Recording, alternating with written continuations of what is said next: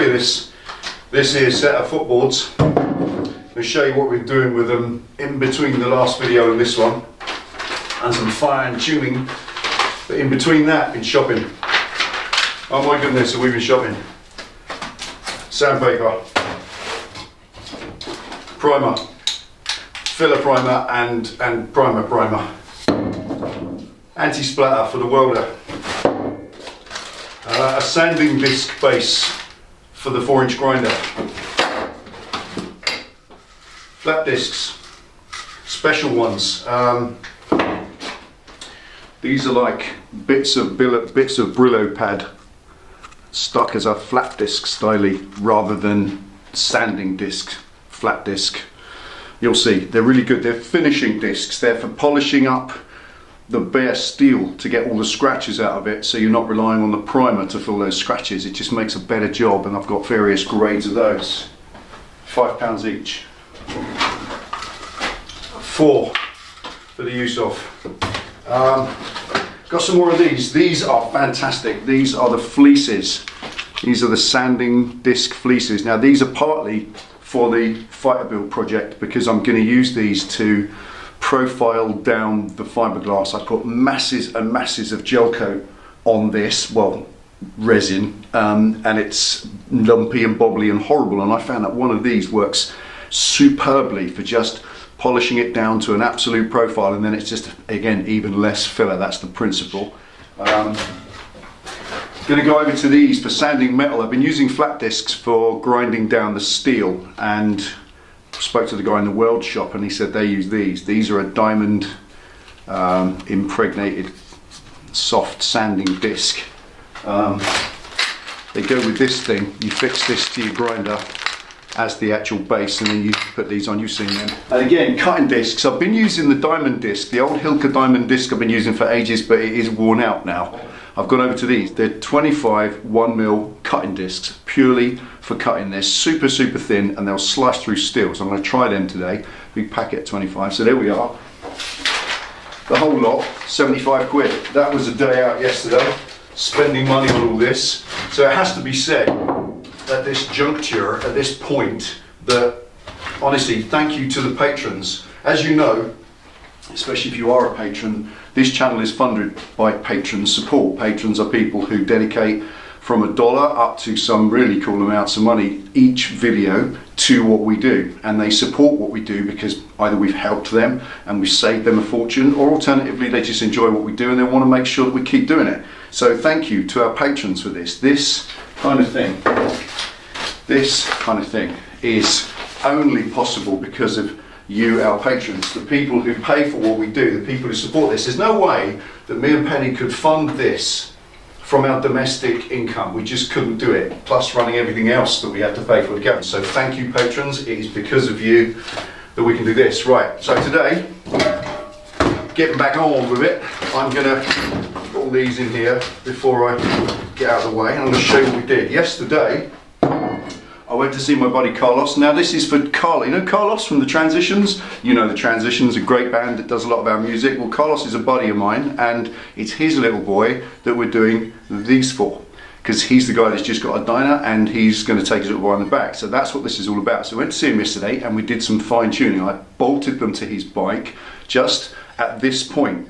When the little fella sits on the back of the bike, his feet do indeed splay out just a little bit, because the shocks on the diner are quite wide apart, and he's obviously tiny little legs. They come out round the shocks and that splays his feet out. So when we put his feet on that, we sat him on the bike, put his feet on this, they actually sit a little bit like that. Here we discovered, which is great, that we want a little one of these, a little bit more of this on here. So the task today, weld that on there, cut that ugly knob off the end, profile that in there like that so it looks nice, and then finish flapping all these welds back and make them good, then get them in primer, and then hopefully we can call that at least number 3. Anyway, shut talking, let's get on with it. Welcome back.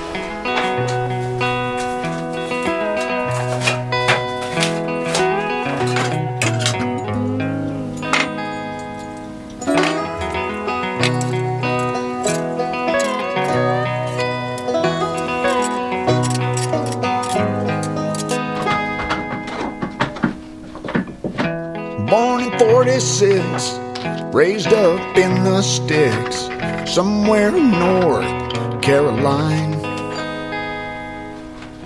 He spent a lifetime making moonshine and smoking homemade cigarettes,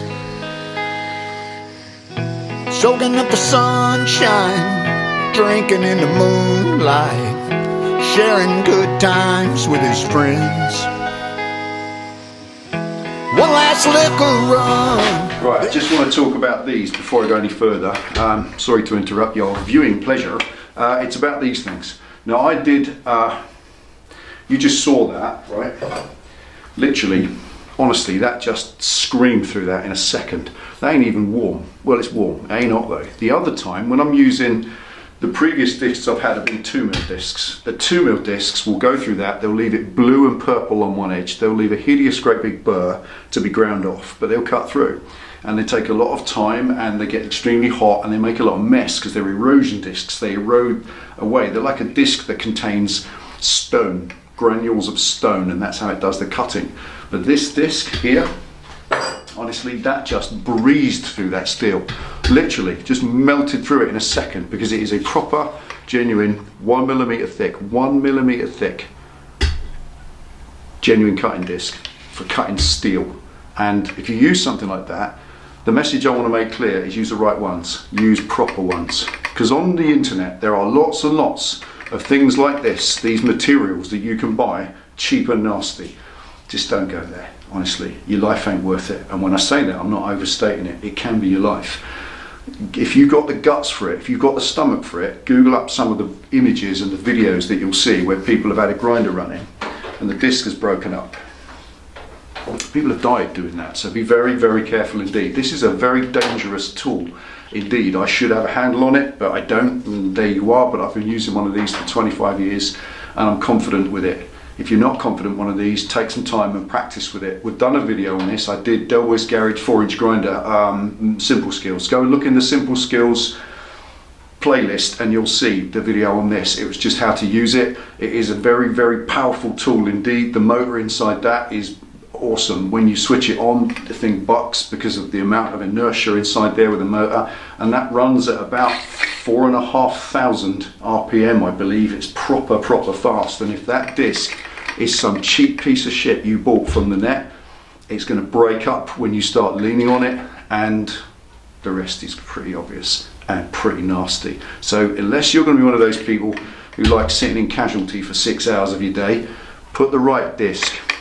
I'm not advertising 3M, I'm not. I don't know anything about 3M, but I know they are the best in this material and they're the real thing. There will be knockoff 3M, there will be fake discs, fake Britain, all that stuff.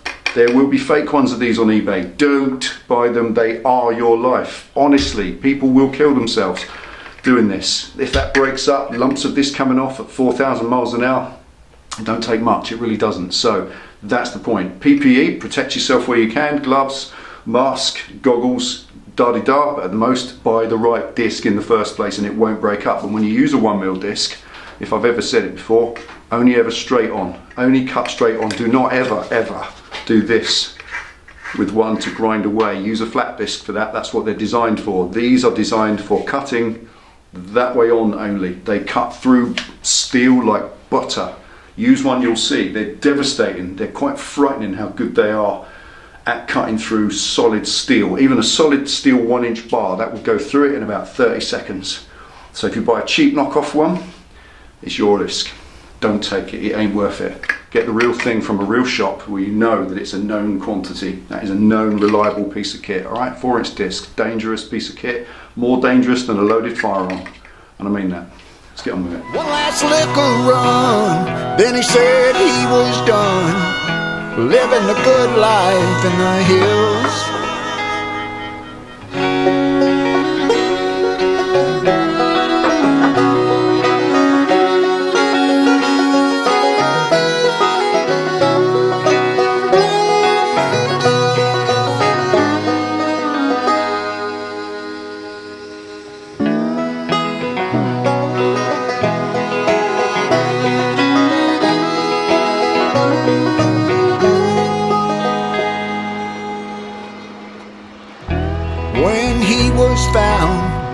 They tore his whole steel down.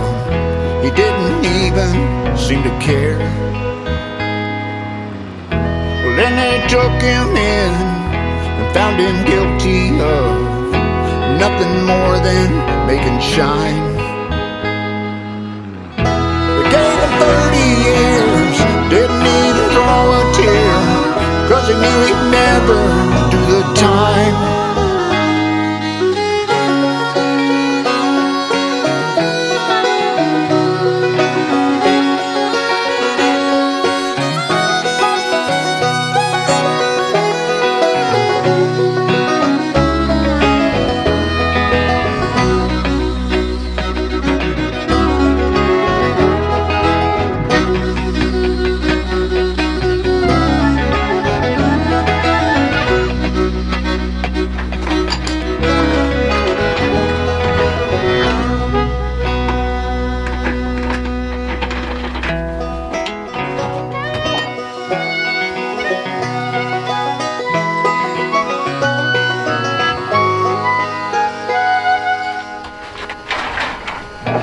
Born in 46, raised up in the sticks, somewhere in North Carolina.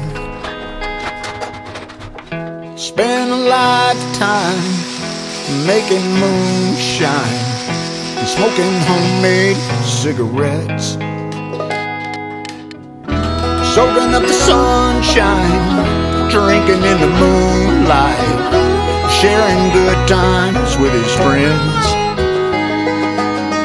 He could play his banjo now, lay a little fiddle down, a true moonshiner to the end.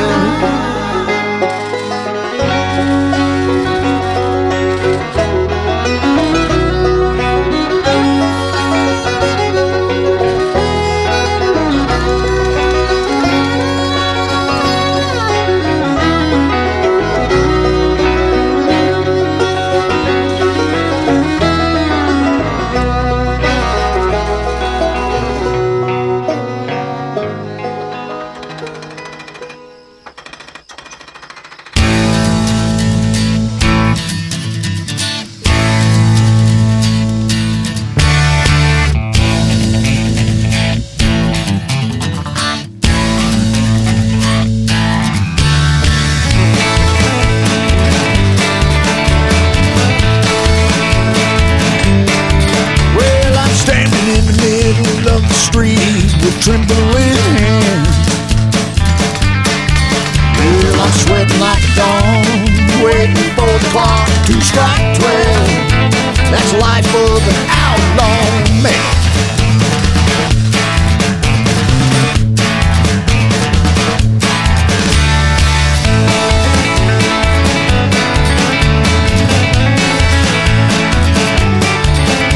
The screams of that dying man's family still ringing in my ears, and the face of that fatherless boy almost brought me to tears. That's the life of an outlaw man.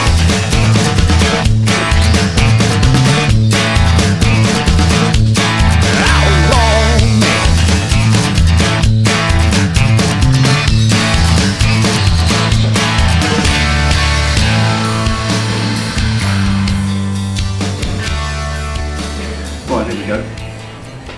4 hours and I've got that. Now what I've done, I've put those big, neat, tidy and unobtrusive tacks on the inside, because what I've done is grind off all but a tiny bit of the weld. What I did with these was chamfered the edge of the main part and then chamfered the edge of the lip so that there was a V, and then you weld into the V and pile it out on top, so that heat going in should fuse it together, and it does. But it's going to get lent on, stood on, trod on and all that over the years. I'm just bolstering them up with 2 or 3 big fat tacks on the inside, and they'll get buried under a little bit of filler. I've got to fill those joints anyway because I don't want water and stuff going in there, so that's cool. And it's the same for the back there, you know, all the banging that's going to get, it's better that it's supported, so that's all they're for. And there's no point in grinding them out because they need to be as strong as they can be, and they're both identical. both the same. So even if they show, it doesn't matter. Right, that's a long time, 4 hours, just sanding and grinding, profiling and shaping, and fit.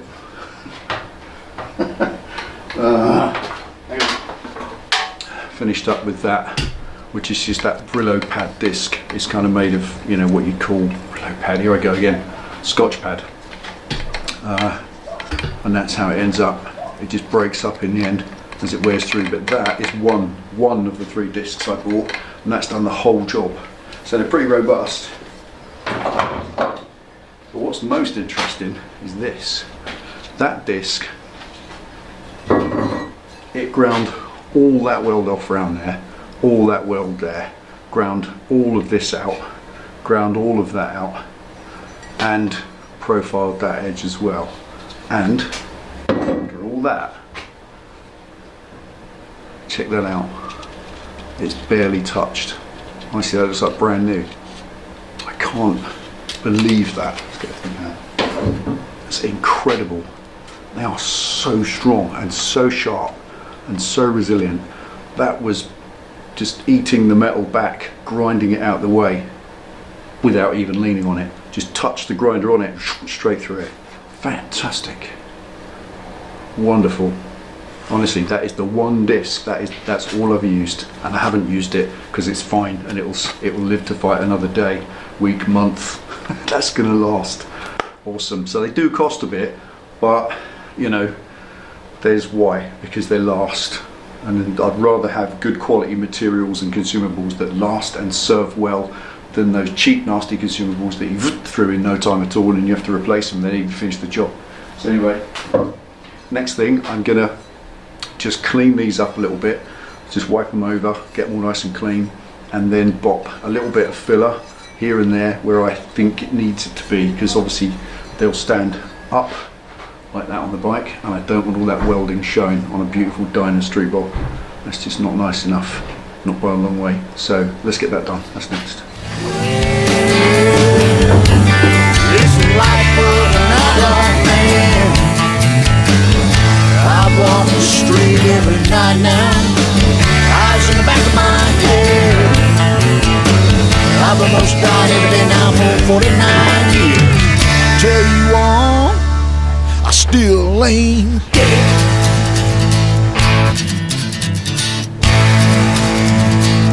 I still ain't dead.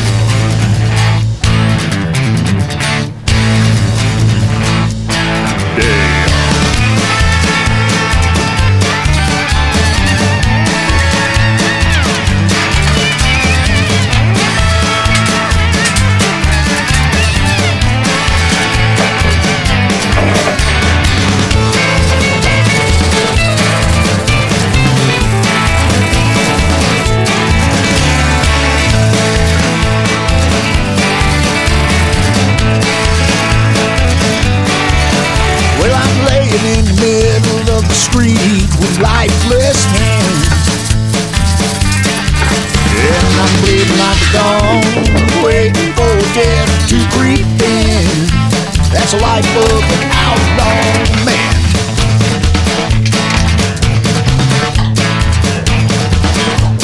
Outlaw man.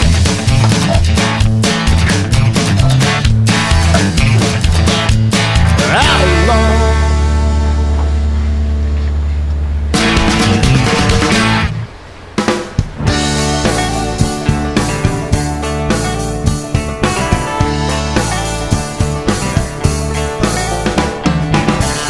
Just an old empty bottle, it's staring back at me. Used to be such good old friends for that day back in '63. Met my friend when I was young, lost to know my daddy's name. Because of my dear old friend, I'm sitting here in the penitentiary. Oh, come on, join me now. Right, another dirty day in the garage. Okay, there we are. 3.5 hours there. 12:15, 10 to 4 now. So just over 3.5 hours sanding, just the sanding bit. I started at 9 o'clock this morning. It's going to be a long day today, probably 7 hours. But I want to get these into primer, so that's next. Now you can't really see any of the faults. I can feel them, but when you look, you can't really see them, and there's little bits of weld that stick out which kind of need a little grind down. So before I do any more, I've got that edge nice now. That was a big blob stuck there on the end, the old foot peg end. So that's a nicer profile now. Looks a lot better. So when that's folded up, and also that's what was the old foot peg, and that bit welded on the front. So that's part of the cross that was welded on the front. So in behind here there was massive gaps, big thick, big 6mm deep gaps. So I just filled those with this lightweight body filler and then sanded them off and moulded them in, so that the whole thing looks solid instead of, you know, a bit clunky underneath, because when they're folded up like that out of the way, they want to look quite smart, and they will. Next thing I'm going to do is I'm going to put some high build primer on there. They look a bit clunky like that, and I want a rounded look. I want to soften all the edges.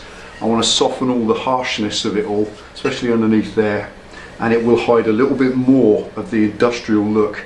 So the next thing, 4 or 5 thick coats of heavy primer, proper heavy high build primer, and I'm going to leave that for 48 hours to shrink. So that'll be the end of this one. I'm just going to prep these up, whack them over in primer. When that's done, they'll be wet, so I can't maul them about and show y'all. So here we are, showing y'all now. In that end there, I've just moulded that in, so it's a nice edge to it. Same for that little piece which we added today. Loads of progress today, loads, but then loads of hours. Haha, get her done. That's it, right, enough chat. I'm going to put these on a decent surface, get the paint out, and whack over some proper primer. And then when that's properly dry, I can see what I'm doing. I can flat that primer down, I can use little bits of filler just to fill little pinholes, finessing it till I get that final grey primer surface, and then I can put 6 coats of black over it, which will go hard over a few days, and they'll be ready to go, ready to bolt on the bike. And we will show you these bolted on the bike with the little fella sitting on them and using them in action. We will show you that. He's not necessarily going for a ride, but we'll show you them on the bike so you can see what they look like and what we're fussing about. Anyway, enough chat. Let's get some primer on.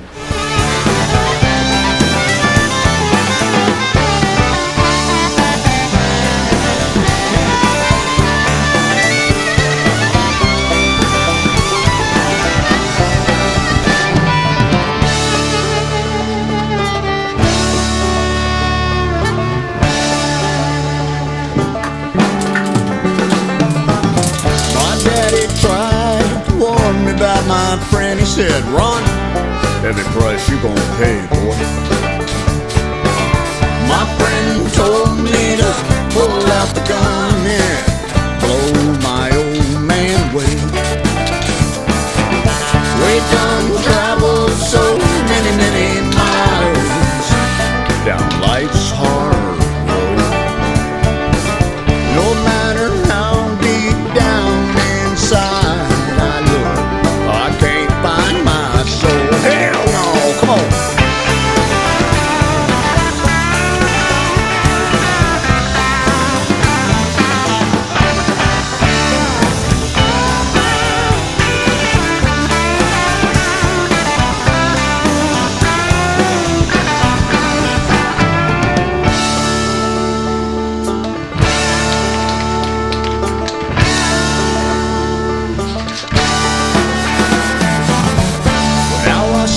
here cold and all alone, and I'm sitting right here on death row.